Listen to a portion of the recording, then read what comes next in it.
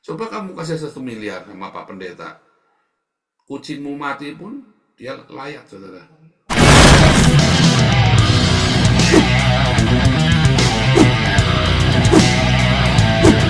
Benar, ya, bangunan bangunan iman kita itu adalah sebuah rumah, saudara ya.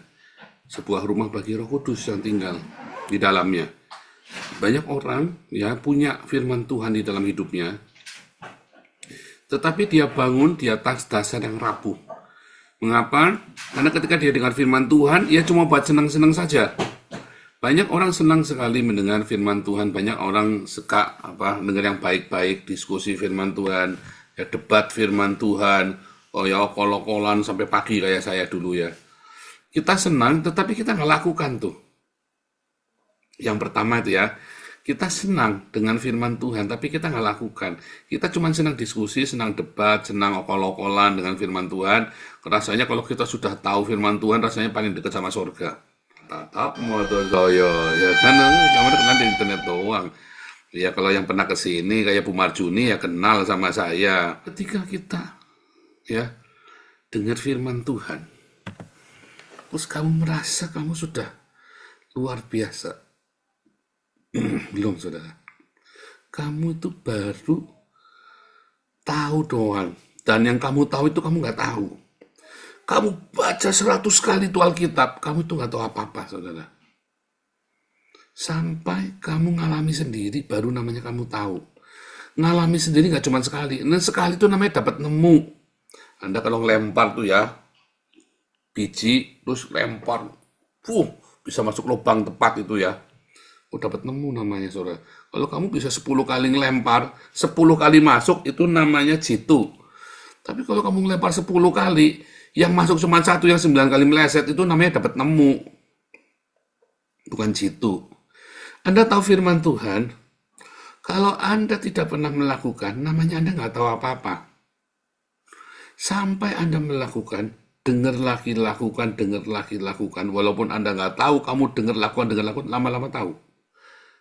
Kamu debat kusir itu tunggal wanes. Buat apa? Setelah itu buat apa coba? Kalau kamu tahu gunanya, debatlah.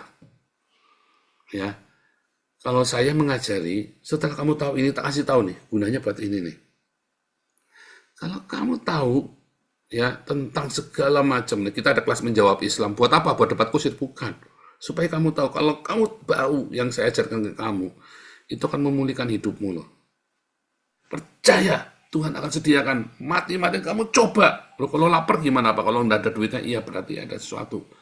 Saya sudah sampai titik itu ya. Kalau sampai nggak ada uangnya, ya sudah. Ya, misalnya Yayasan Damaris nih, uangnya habis, ya berarti kita berhenti. Udah gampang aja, nggak usah pusing.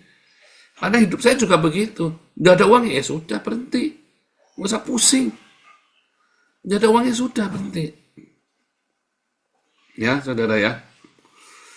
Kalau yayasan udah nggak ada uangnya, sudah berhenti. Kalau ada uangnya berarti kita suruh jalan terus. Udah simpel kan? Kok pusing, saudara? Sama saya juga gitu melayani, ada uangnya jalan terus. Nggak ada uangnya ya berhenti. Itu ya. Sama kehidupan kita ya. Kita minta sama Tuhan. Tuhan berikan kepada kami makanan yang secukupnya. Kalau ternyata nggak ada makanan gimana? Ya kan kamu nggak mati kan, nggak ada makanan kan? Ya puasa. Masak saja buat anakmu, kamu puasa. Sebab barang siapa yang tidak bekerja, namun kamu makan terus, kamu akan penyakitan nanti. Kalau kamu bekerja, pasti ada uang. Kalau ada uang bisa beli makanan. Lalu kamu masak, kamu makan, dan kamu bekerja lagi, kamu sehat. Itu saudara ya. Banyak orang mendengar firman Tuhan, lalu dia tidak melakukan, mati dia. Dia membangun sebuah rumah yang rapuh. Makanya di padang gurun, angin topan badai menghancurkan dia, meremukkan seluruh hidupnya. Nggak heran kamu remuk, kamu hancur, kamu mati di padang gurun. Karena kamu tidak melakukan firman Tuhan. Kamu ada yang dengar firman Tuhan, bagus ya, oh menguatkan, oh ya menguatkan. Tapi kamu tidak lakukan. Hidup dalam kekudusan, hebat, ya saya akan hidup. Tapi kamu tidak melakukan. Aduh, saudara, saya kadang-kadang lihat ini orang ya, udah dengar firman Tuhan, saya sampai gedek-gedek. Ini orang sudah dengar firman Tuhan, kok udah dilakukan ya? Aneh ya, dikasih tahu kalau kamu ribut sama orang jangan jelek-jelekin orang. Bandel. Kalau lagi ribut sama orang tutup mulutmu. Biar Tuhan yang bela kamu. Bandel. Iya kan? Nah itu ya.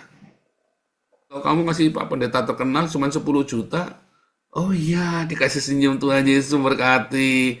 Coba kamu kasih 100 juta, senyum lebar, wah haleluya, didoakan tiap siang malam saudara. Coba kamu kasih 1 miliar sama Pak Pendeta, kucingmu mati pun dia layak saudara. Ya kalau perlu dia kasih pemberkatan anjingmu kawin diberkati sama Pak Pendeta. Iya kan? 1 miliar ya. Kamu kasih saya juga gitu. Kamu kasih 1 miliar, anjingmu kawin tak berkati saudara.